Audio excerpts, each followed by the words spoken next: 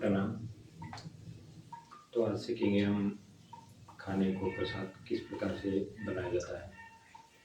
तो मुरली सुन के जो हमारी रोज़ की रोज़ मुरली होती है, आज की मुरली, तो ऐसा यूट्यूब के ऊपर अपनी सर्च करके आज की मुरली लगाना है और मुरली सुनते सुनते बाबा का याद करते करते इस खाने को बनाना है। यदि हम इस प्रकार से खाना बनाते तो ये खाना खाना नहीं रहता, ये प्रसाद बन जाता है। जिस प्रकार से हम मंदिर में जाते हैं वहाँ सिर्फ एक पानी होता है, जब भी पुजारी हमारे हाथ के ऊपर पानी की 2-3 बूंदे डालते हैं और उसको पीने के लिए बोलते हैं, तो ऐसा लगता है कि जैसे ये अमृत है। तो इसी प्रकार से हम घर में भी खाना किस प्रकार से बने इसी का आज प्रैक्टिकल करके दिखाएंगे, क्योंकि जैसा खाए हम वैसा रहेंगे बन। यदि इस प्रकार से खाना बना के हम अपने बच्चे को, अपने परिवार को खिलाते हैं तो परिवार में शांति आती है। बच्चों का जो आत्मिक शक्ति है बढ़ जाती है और जो आत्मा के बोल है, शांति का बोल, शक्ति का बोल, प्रसन्नता का बोल, सुख का बोल, शक्ति का बोल, तो ये सारे गुण इस खाने के अंदर डल जाते हैं। यदि हम बाबा को, शिव बाबा को याद करते हुए हम यदि खाना बनाते हैं, वही ईश्वर है, वही वाहिगुरु है, वही अल्लाह है। बस हम अलग अलग जाति में, अलग अलग धर्म में, अलग अलग रूपों से उनको देखा जाता है, लेकिन सबका दाता एक है। ईश्वर, अल्लाह, वाहिगुरु सब एक है। इसलिए परमात्मा एक है और हम सभी परमात्मा के छोटे प्यारे लाडले बच्चे हैं। तो हम शुरुआत करते हैं आज की मुरली की, और खाना बनाते बनाते किस प्रकार से हम खाने को प्रसाद बनाते हैं इसका आपको प्रैक्टिकल दिखाया जाएगा।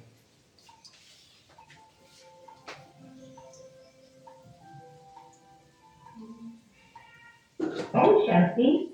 आज 4 फरवरी 2026 से बाबा के अनमोल मधुर महावाक्य सुने।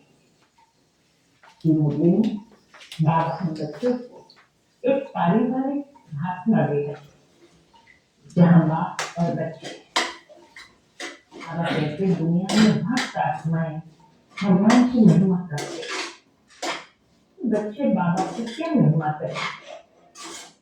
अब तो बात है और बाप सब बच्चों को बहुत प्यार करते हैं।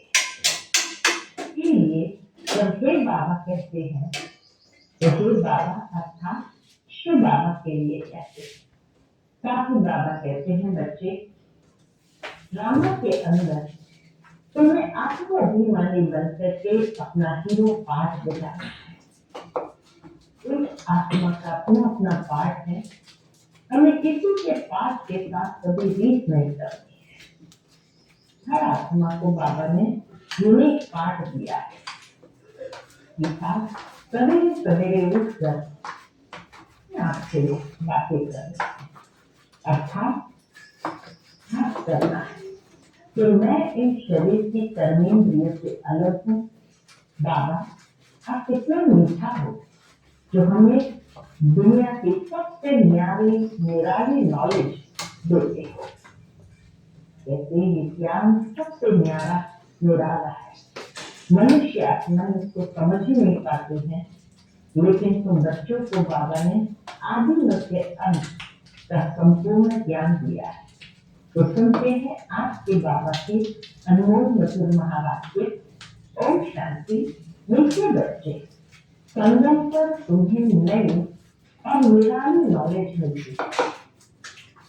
जानते हो हम सब आत्माएं एक्टर्स हैं, एक का पार्ट में मिले दूसरे से। मुझे से प्रश्न है, माया पर जीत पाने के लिए तुम रूहानी युद्धों को, स्त्रियों को कौन सी युक्ति मिली हुई है। बाबा बच्चों को एक नया टाइटल देते हैं और कहते हैं, हे रूहानी क्षत्रिय, तुम सदा श्रीमत पर चलते रहो। आत्माभिमानी बन बाप को याद करो। रोज सवेरे सवेरे उठ याद में रहने का अभ्यास डालो। माया पर विजय प्राप्त कर लेंगे। अभ्यास डालेंगे तो माया पर विजय प्राप्त कर लेंगे। उल्टे पुल्टे संकल्पों से बच जाएंगे याद की मीठी युक्ति माया जीत बना देती। आज की मुझे से पहले गीत बजा है, जिसका साक्षी है भगवान, इसको क्या रोके आंधी और तूफान। ओम शांति। ये मनुष्य के बनाए हुए गीत है, इनका अर्थ कोई कुछ भी नहीं जानते। गीत भजन आदि जाते हैं, महिमा करते हैं भक्त लोग, परंतु जानते कुछ भी नहीं। भगवान की महिमा जरूर करते हैं और वो महिमा बड़े हुए कर्तव्य के आधार पर, लेकिन न कर्तव्य को जान पाते हैं न महिमा के बोल समझ पाते हैं। महिमा बहुत करते हैं, तुम बच्चों को कोई महिमा नहीं करनी है, के बाप की कभी महिमा नहीं करते। वो कितना पारिवारिक भाषण बाबा देते हैं, बाप और बच्चों का प्यार है, उसमें महिमा नहीं करते। बाप जानते हैं कि हमारे बच्चे भक्त आत्माएं एक तरफ महिमा भी करेंगे, दूसरी तरफ उनके कर्म एकदम अलग है। बाप और बच्चों की फीलिंग है। यहाँ हम बाप और बच्चे पारिवारिक भावना में है, तो बाबा कहते तुम महिमा नहीं करते हो, लेकिन तुम बाप का यथार्थ कर्तव्य जान करके उसके मददगार बनते हो। जानते हैं ये हमारे बच्चे जानते हैं कि हमारा बाबा है। अब ये बेहद की बात है, फिर भी सब बेहद के बाप को याद करते हैं, सब ये याद करते रहते हैं। भगवान को कहते हैं, क्या कहते हैं मनुष्य, हे बाबा। इसका नाम शिव बाबा है। जैसे हम आत्माएं हैं वैसे शिव बाबा है। वह है परम आत्मा, जिसको सुप्रीम कहा जाता है। उनके हम बच्चे हैं, उनको सुप्रीम सोल कहा जाता है। उनका निवास स्थान कहाँ है? ध्यान में सब सोल वहां रहती है। एक्टर्स भी तुम जानते हो नाटक में एक्टर्स नंबरवार होते हैं। एक के पास अनुसार उनके तनख्वाह यानी पगार में आत्माएं जो वहां आती है, और न्याय उसका आत्माएं रहती है, सब पाठधारी है, परंतु नंबरवार सबको पाठ मिला हुआ है। रूहानी बाप बैठ समझाते हैं कि रूहों में कैसे अविनाशी पाठ मुंडा हुआ है। अब रूहों का पाठ एक जैसा नहीं हो सकता, सब में ताकत एक जैसी नहीं। तुम जानते हो कि सबसे अच्छा पाठ उनका है, इनका जो पहले शिव की रुद्रमाला में है। इसमें जो बहुत अच्छे एक्टर्स होते हैं, उनकी कितनी महिमा होती है। सिर्फ उनको देखने के लिए भी लोग जाते, सिर्फ सेलिब्रिटीज को देखने के लिए भी लोग जाते। ये बेहद का ड्रामा है। इस बेहद के ड्रामा में भी एक बात है, ऊंच से ऊंच एक्टर, क्रिएटर, डायरेक्टर भी कहे, वह सब में अच्छे एक्टर्स, डायरेक्टर्स आते हैं। वो अपना छोटा पार्ट मिला हुआ अपने बजाती है, परंतु देह अभिमान के कारण कह देते कि मनुष्य का ऐसा पाठ है। कहते हैं पाठ सारा आत्मा का अभिमानी बनना पड़ता है। बाप ने समझाया है कि सतयुग में आत्माभिमानी होते, वह नेचुरल आत्माभिमानी होते, बाप को नहीं जानते। यहाँ कलयुग में तो आत्माभिमानी भी नहीं और बाप को भी नहीं जानते। तुम आत्माभिमानी बनते हो तो बाप को भी जानते। ब्राह्मण को निराली नॉलेज मिलती, तो सारी नॉलेज है निराली। तुम आत्मा को जानते हो कि हम सब आत्माएं एक्टर्स हैं, सबको पार्ट मिला हुआ है जो एक न मिले दूसरे से। हर एक आत्मा यूनिक है, वह पार्ट सारा आत्मा में है, यह तो जो नाटक बनाते हैं वह भी पाठ आत्मा ही धारण करती है। हाँ, पाठ भी आत्मा ही लेती है। आत्मा ही कहती है मैं गवर्नर हूँ, फलाना हूँ, परंतु आत्मा अभिमानी नहीं बनते। सतयुग में समझेंगे कि मैं आत्मा हूँ, शरीर छोड़ दूसरा लेना है, बस इतना ही समझते कि एक शरीर छोड़ दूसरा लेना है।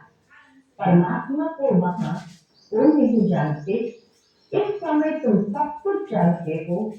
शूद्रों और देवताओं से तुम ब्राह्मण उत्तम हो। इतने ढेर ब्राह्मण कहाँ से आएंगे?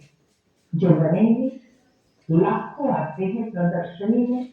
जिसने अच्छी तरह समझा, ज्ञान सुना, तो प्रजा बन गए। एक एक राजा की प्रजा बहुत होती है। तुम प्रजा बहुत बना रहे हो। दर्शनी प्रोजेक्टर से कोई समझकर अच्छे भी बन जाएंगे। सीखेंगे, लोग लगाएंगे, अभी वह निकलते जाएंगे। सीखेंगे, लगाएंगे, बाबा कहे वो निकलते जाएंगे। प्रजा भी निकलेगी, तो साहूकार, राजा रानी, गरीब अभी सब निकलेंगे। ज्ञान के आधार से निकले। प्रिंस प्रिंसेस बहुत होते हैं। क्यों से प्रेता तक प्रिंस प्रिंसेस बनने हैं। तो 8 का 108 तो नहीं होंगे, लेकिन अभी सब बन रहे हैं।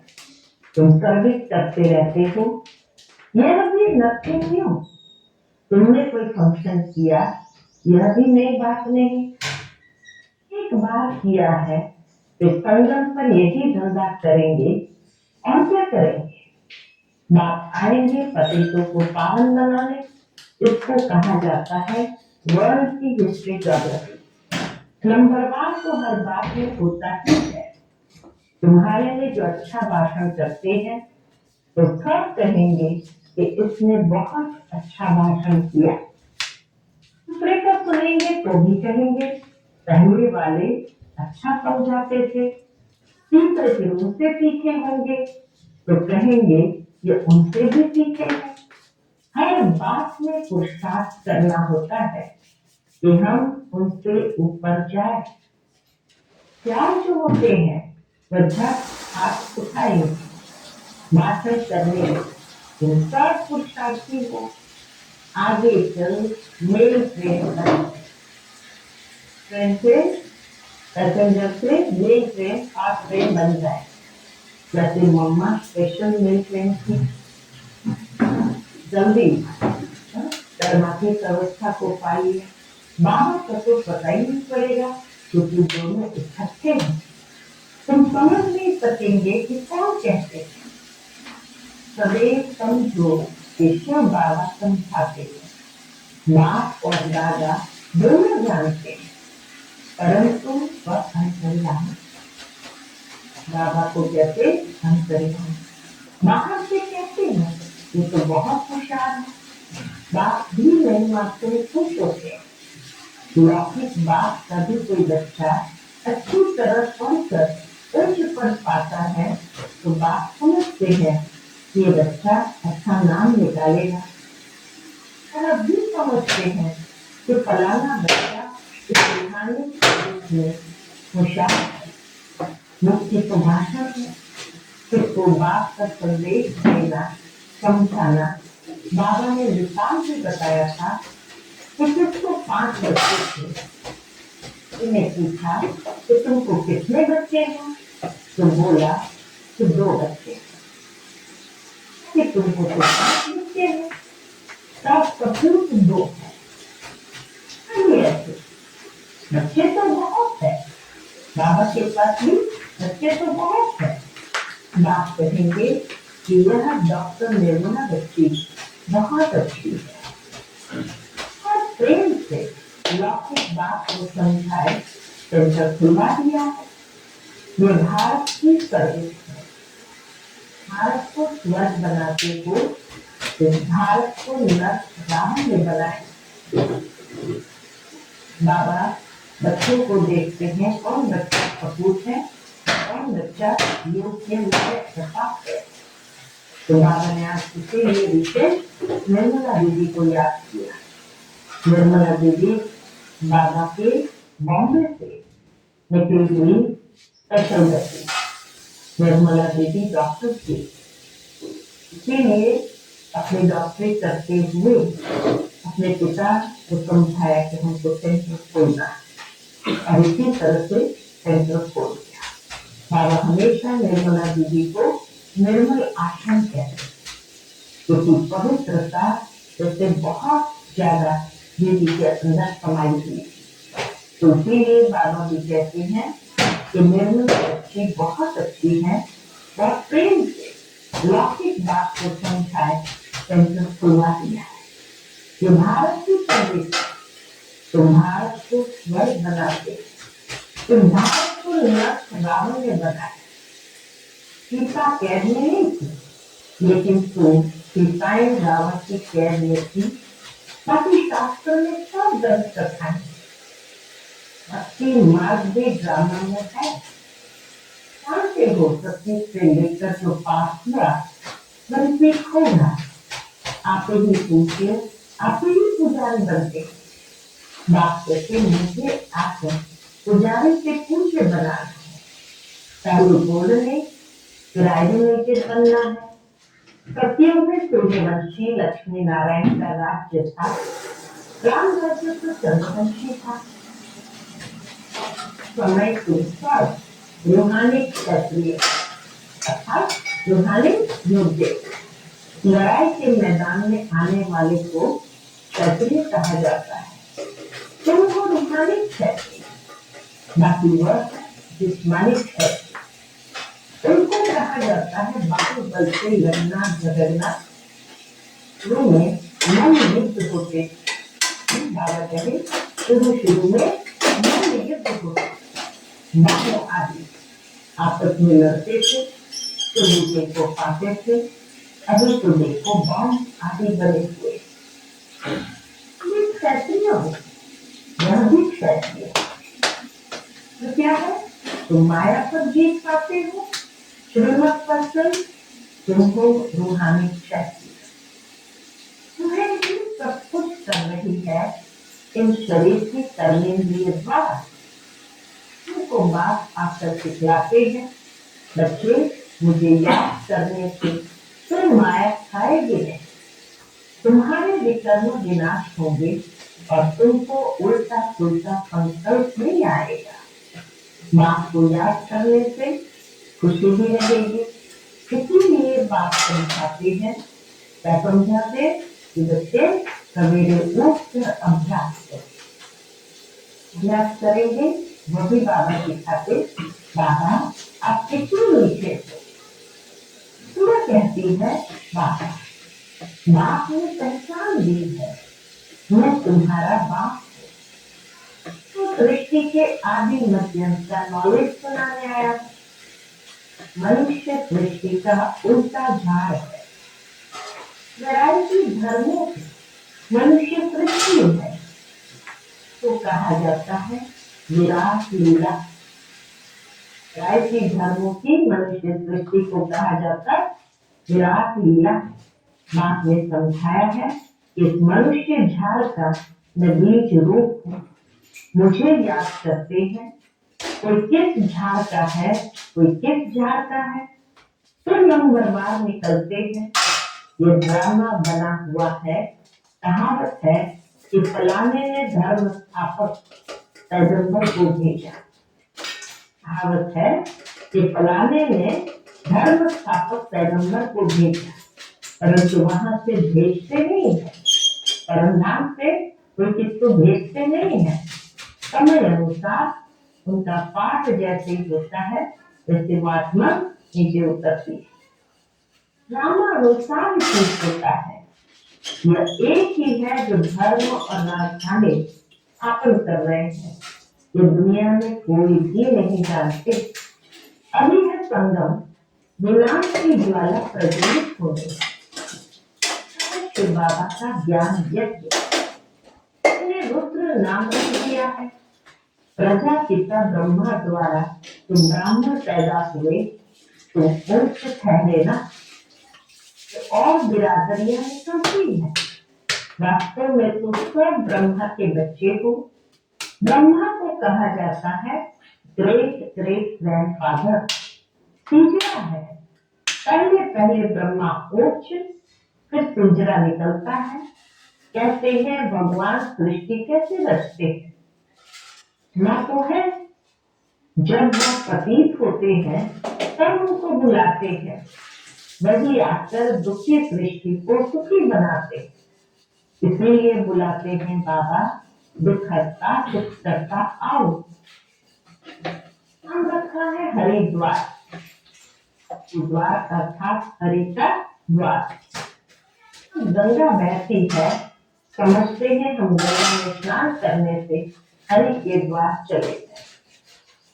लोग हरिद्वार पर जाकर के विशेष गंगा में स्नान करते हैं, समझते हैं यहाँ स्नान करने से हरि के द्वार चले गए। परंतु हरि का द्वार है कहाँ? असल में कृष्ण को कह देते हैं हरि का द्वार तो छुपा हुआ है, दुख हरता सुख करता। पहले तुमको जाना है अपने घर। इन बच्चों को अपने बाप का और घर का अभी मालूम पड़ा है।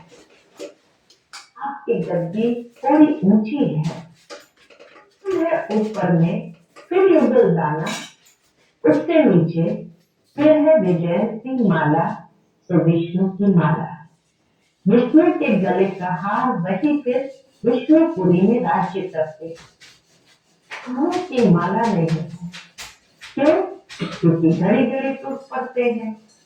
बाप समझाते हैं कि नंबरवार तो है ना, आज ठीक है कल तूफान आ जाते हैं, ग्रहाचारी आने से ठंडे हो जाते हैं।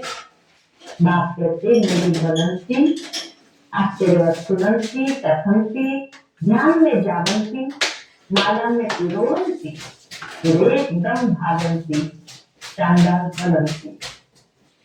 माला कैसे बने? इसीलिए ब्राह्मणों की माला बनती है। तो बात समझाते हैं कि ब्राह्मणों की माला नहीं बनती। भक्त माला में मुख्य फीमेल्स में मीरा और मेल्स में नारद। कंधम पर बाप ही आकर सबको मुक्ति जीवन मुक्ति देते हैं, तो समझते हैं हम इस स्वर्ग के मालिक थे, अभी नर्क में है। बाप कहते कि नर्क को लात मारो, स्वर्ग की बादशाही लो। तुम्हारी रावण ने छीन ली, वही स्वर्ग की बादशाही वापस लेनी है जिसको रावण ने छीन ली। तो बाप ही आकर बताते, वह इन सब शास्त्रों के तो आदि को जानते। जरूरत है ना बाबा, जरूरत है ना। ज्ञान का सागर, शांति का सागर, ये आत्मा कहती है। बात समझाते हैं कि लक्ष्मी नारायण सतयुग के मालिक थे। उनके आगे क्या था? सतयुग के आगे क्या था? जरूर कलयुग का अंत होगा तो संगम में हुआ होगा, फिर अब स्वर्ग बनता है। बाप को स्वर्ग का रचयिता कहा जाता है। स्वर्ग स्थापन करने वाला ये लक्ष्मी नारायण स्वर्ग के मालिक थे। उन्हों को वर्षा कहाँ से मिला? उनको वर्षा कहाँ से मिला? स्वर्ग के रक्षा बाप थे। बाप का ही ये वर्षा है। तुम कोई से भी पूछ सकते हो कि लक्ष्मी नारायण को सतयुग की राजधानी थी कैसे? कोई बता नहीं सकेंगे। यह दादा भी कहता है कि मैं नहीं जानता था, क्या करता था, परंतु जानता नहीं था। अब बाप ने समझाया है कि संगम पर राजयोग सीखते हैं। गीता में ही राजयोग का वर्णन है। सिवाय गीता के और कोई भी शास्त्रों में राजयोग की बात नहीं हुई है। बाप कहते हैं मैं तुमको राजाओं का राजा बनाता। भगवान ने ही आपको लक्ष्य नारायण बनने की नॉलेज दी है। भारत का मुख्य शास्त्र है गीता। गीता कब रची गई यह नहीं जानते। कहते कल तो कल संगम पर आता हूँ, जिनको राज्य दिया था वह राज्य गंवा कर फिर तमो प्रधान दुखी बन पड़े। कौन सा राज्य है? सारे भारत की ही कहानी है। भारत है ऑलराउंड। तो सब बाद में आते हैं, बात करते हैं तुमको 84 जन्मों का राज बताता। 5000 वर्ष पहले तुम देवी देवता थे, अपने जन्मों को नहीं जानते हो। हे भारतवासियों, कितना प्यार से बाबा कहते तुम अपने जन्मों को नहीं जानते हो। हे भारतवासियों, बाप आते हैं अंत में, आदि में आए तो आदि अंत का नॉलेज कैसे सुनाए? सृष्टि की वृद्धि ही नहीं हुई है तो समझाए कैसे? वहां तो नॉलेज की दरकार ही नहीं है। बाप अभी संगम पर ही नॉलेज देते हैं। नॉलेजफुल है ना? जरूर नॉलेज सुनाने अंत में आना पड़े। आदि में तुमको क्या सुनाएंगे? ये समझने की बातें हैं। भगवान बात, मैं तुमको राजयोग सिखाता।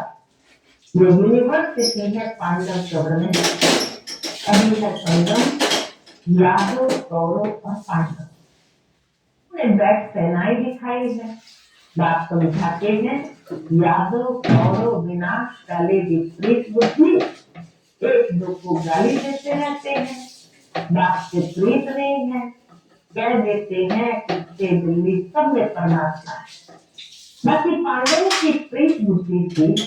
पांडवों का साथी स्वयं परमात्मा था। पांडव माना रूहानी पंडित, हमें जिस्मानी पंडित, तुम हो रूहानी पंडित। तो बाबा कहते पांडव माना ही रूहानी पंडित, यह में है जिस्मानी पंडित। बाबा कहते तुम हो रूहानी पंडित। अच्छा, मीठे मीठे चिट्ठी लगे बच्चों प्रति माता पिता बाप दादा का याद प्यार और गुड मॉर्निंग। रूहानी बाप की रूहानी बच्चों को नमस्ते। हम सब रूहानी बच्चों की रूहानी माता पिता बाप दादा को याद प्यार गुड मॉर्निंग और नमस्ते। नमस्ते, शुक्रिया बाबा, शुक्रिया। आज की मुरली सुधारना के लिए मुख्य सार है। पहली पॉइंट, आत्माभिमानी बन इस बेहद नाटक में हीरो पार्ट बजाना है और एक एक्टर का पार्ट अपना अपना है, इसीलिए किसी के पार्ट के बीच नहीं करने। पॉइंट, सवेरे सवेरे उठकर अपने आप से बातें करनी, अभ्यास करना है। मैं इन शरीर की कर्मेंद्रिय से अलग हूँ। बाबा आप कितने मीठे हो, आप हमें सृष्टि के आदि मध्य अंत का ज्ञान देते हो। ऐसे बाबा कहे मीठी मीठी बातें करते हैं। बाप दादा का मधुर वरदान हम बच्चों के प्रति है। बाप के संस्कारों को अपना निजी संस्कार बनाने वाले व्यर्थ व पुराने संस्कारों से मुक्त भवा।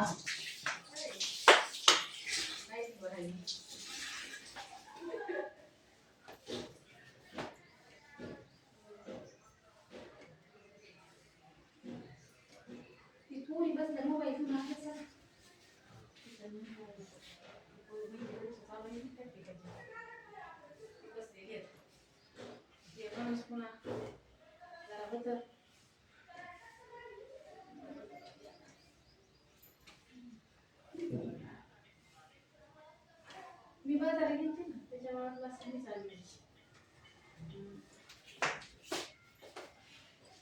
ती मोबाईल दे की आणून.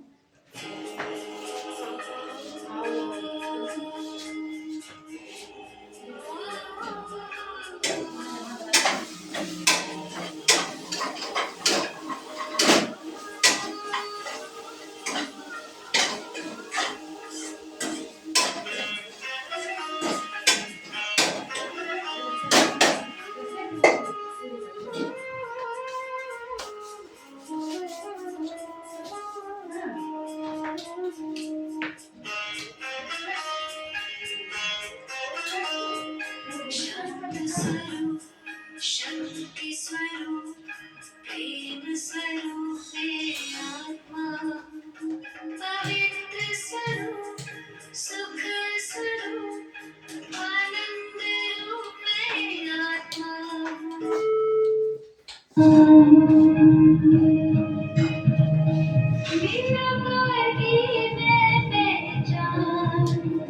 हिंदू स्वरूप में आत्मा परम पिता की निरंकार ज्योति स्वरूप में आत्मा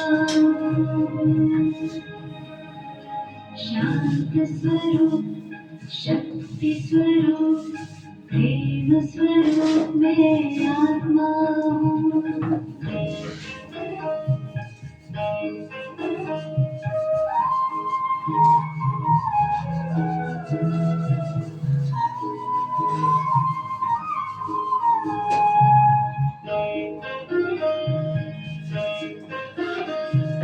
दीप में जैसे ज्योति है सीप में जैसे मोती है अंबर में जैसे तारे फूलों में खुशबू होती है त्रिपुटी बीच में विराजमान रूप अनूप में आत्मा परम पिता की निरंकार ज्योति स्वरूप में आत्मा शांत स्वरूप शक्ति स्वरूप प्रेम स्वरूप में आत्मा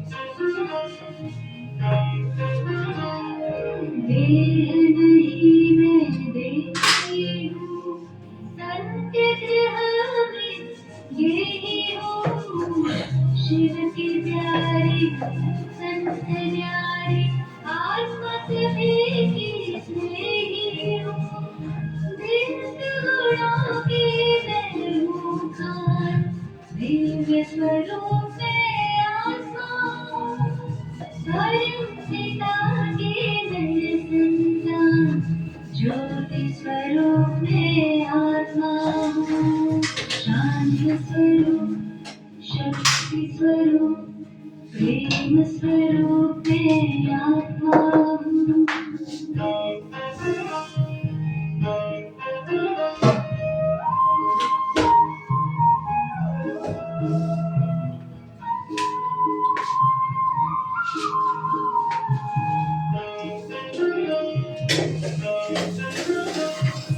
ब्रह्म से मैं अवतार लिए वेद का आधार लिए सृष्टि मंच पर अभिनय करती मैंने जन्म निभाया लिए आगे मेरा सर्वशक्तिमान स्वरूप में आत्मा परम पिता की मैं संतान ज्योति स्वरूप में आत्मा शांत स्वरूप शक्ति स्वरूप प्रेम स्वरूप में आत्मा पवित्र स्वरूप सुंदर स्वरूप आनंद स्वरूप में आत्मा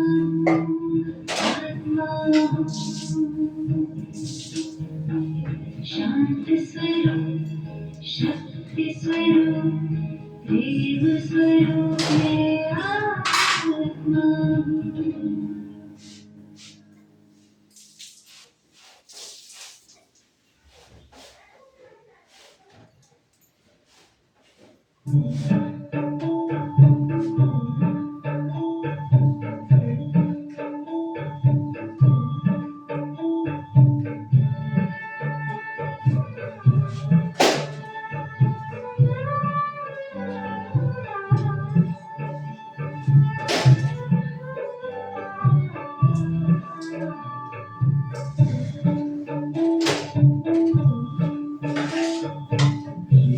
करता है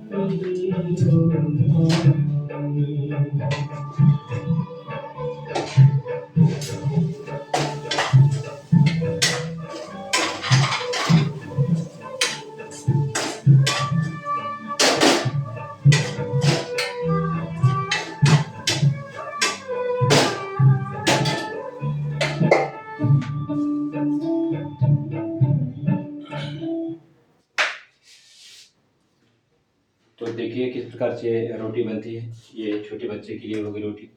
ये छोटी छोटी रोटी बनाए, तो ये घी लगाया है। हम क्या करते हैं, चपाती बनाते हैं। चपाती जो महाराष्ट्र के लोग तो जानते हैं, लेकिन जो दिल्ली है, उत्तराखंड है, हिमाचल है, तो वहाँ तो सबको पता है रोटी इस प्रकार से बनती है, छोटी छोटी रोटी बनती है।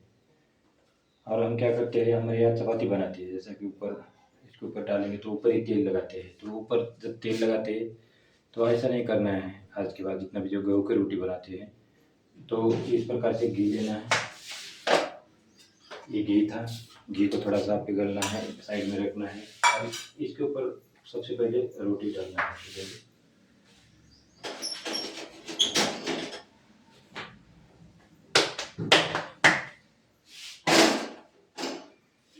तो कम आंच रखना है। अभी देखो रोटी किस प्रकार से बनती है। ये कम आंच रख दिया। अभी यहाँ से जब भी खाना बनाते हैं किचन के अंदर तो आज की मुरली लगाए या शिव बाबा के गाने लगाए, क्योंकि जो गाने के अंदर जो बोल है कि ये आत्मा शक्ति स्वरूप है, शांत स्वरूप है, परमात्मा का जो हम गुणगान गाते हुए खाना बनाते हैं तो ये प्रसाद बन जाता है। तो इस प्रकार से देखो ये गेहूं की रोटी है। बड़े आदमी के लिए ऐसे हम इस प्रकार से बना सकते हैं। थोड़ी सी बड़ी साइड की रोटी है, बड़े आदमी के लिए बना सकते हैं। अब जब हम पलटी करते हैं तो यहाँ से इसका जो स्पीड है बढ़ा दिया है गैस का। पहले कम स्पीड थी, फिर जब उसको पलटी किया तो इसकी स्पीड बढ़ा दी गई है। अब इस तरफ से थोड़ा ज़्यादा सेकने देना है।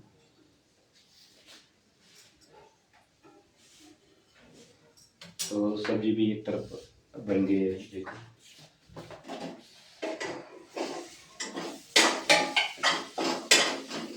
देखिए सब्जी भी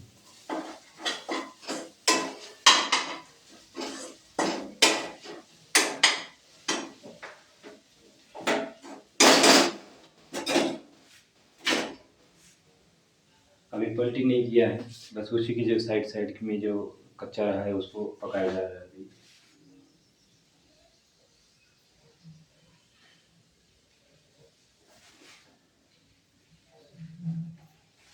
अभी आपके सामने देखिए किस प्रकार से रोटी फूलती है। अभी इसको तेल नहीं लगाया है। जब रोटी को नीचे लाएंगे तब तेल लगाएंगे। तेल नहीं लगाएंगे, वो भी घी लगाएंगे, देसी घी जो गाय का घी है। अभी भी पलटी नहीं किया है, फुल स्पीड है गैस की।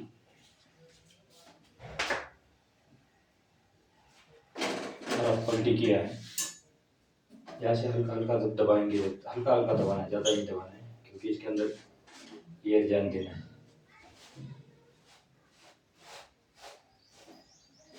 तो देखो ये किस प्रकार से फूल गई है, देखिए रोटी। ये देखिए आपके सामने है।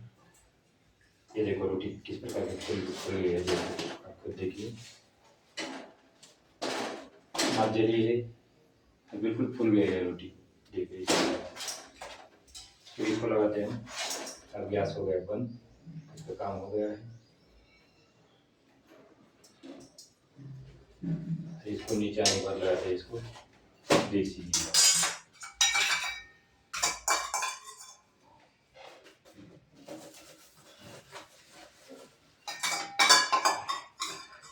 देखो अभी घी लगा है। अभी इसके बाद रोटी को नहीं पकाएंगे, हम क्या करते हैं तवे के ऊपर रोटी को पकाते हैं। तवे के ऊपर घी लगाते हैं, घी नहीं लगाना है, ऊपर सिर्फ पकाना है रोटी को अच्छी तरह से। जब फूल जाती है रोटी तो उसको नीचे लाके इस प्रकार से घी लगाना है।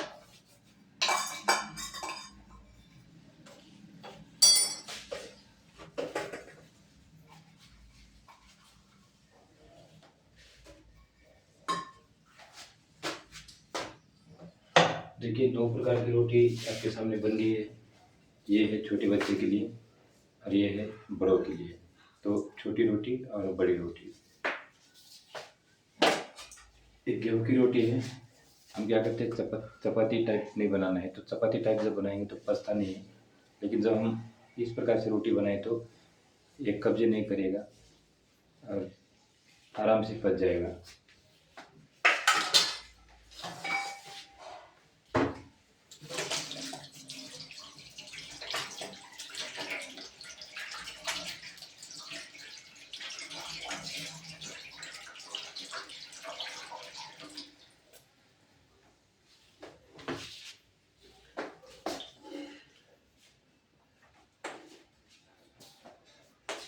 तो वीडियो बनाने का कारण यह था कि जो हम रोटी बनाते हैं गेहूं की रोटी किस प्रकार से बनाए, तवे के ऊपर ही उसको पकाना है। हम क्या करते हैं तवे को बाहर साइड में करते हैं और सीधा गैस पर रोटी पकाते हैं। तो ऐसा नहीं करना है, सीधा गैस के ऊपर रोटी नहीं पकाना है, क्योंकि उसके अंदर जितने भी केमिकल्स निकलते हैं गैस के अंदर से तो सीधा रोटी के अंदर घुसते हैं जब हम सीधा रोटी को गैस के ऊपर पकाते हैं।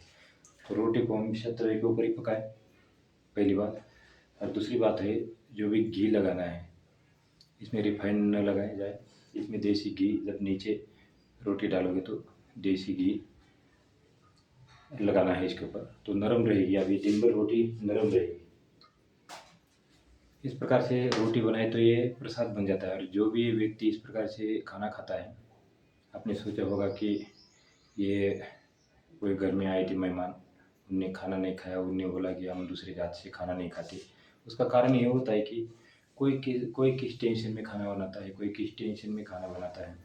किसी को किसी का टेंशन, किसी को घर का टेंशन, किसी का ड्यूटी का टेंशन। तो टेंशन में अब क्या होगा उसमें जो खाना बनाएगा तो उसी प्रकार से विचार उसके दिमाग के अंदर, उसके खाने के अंदर घुसेंगे वो विचार। और जब हम आज की मुरली सुन के गाना या शिव बाबा का परमात्मा का गाना सुनते हुए हम जब खाना बनाते हैं तो जो गाने के जो बोल है, तो जैसा खाए अन्न वैसा रहे मन, इस कहावत के साथ इस प्रकार से खाने को बनाए प्रसाद और निरंतर करे योग अभ्यास। तो ये ओमकार योग शिक्षण संस्था की निःशुल्क ऑनलाइन ऑफलाइन योग सेवा है। तो इसके साथ साथ एक छोटी छोटी जो वीडियो है कोई लाइक करने की ज़रूरत नहीं है, क्योंकि ये किसी बैंक में नहीं जुड़ा है। जो मुझे पता भी नहीं लगता कितने फॉलोअर है क्या है, मेरे को पता नहीं लगता। मैं सिर्फ ये आपके नॉलेज के लिए ऐसे वीडियो बनाते रहता हूँ। तो इस प्रकार से रोटी बनाएं और योग करें, निरंतर योग करें। जो हमारी दिनचर्या होती है इस प्रकार से। देखो अभी 10 बजे का करीब समय है, अभी ये खाना बना के बच्चों को खाना खिलाएंगे। अभी स्कूल के लिए डब्बा बनाता है, तो डब्बा बनाने के लिए ये खाना बनाया गया।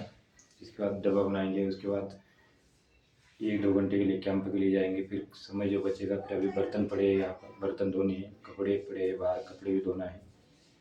जब अभी कैंप करके आऊँगा उसके बाद कपड़े धोऊँगा, बर्तन धोऊँगा और उसके बाद भोजन करूँगा, क्योंकि मैंने सुबह फल फ्रूट ड्राई फ्रूट खाया था, तो खाना मैं बाद में खाऊँगा। तो इस प्रकार से समय मिलता है। सुबह 3:30 बजे आपने देखा होगा लाइव होता है, 3:30 बजे से लेकर 5:30 बजे तक योग करता हूँ। 5:30 के बाद अपना नहाना धोना, भगवान की पूजा करके हुए उसके बाद खाना बच्चों को तैयार करना और उसके बाद बच्चों को स्कूल छोड़ना।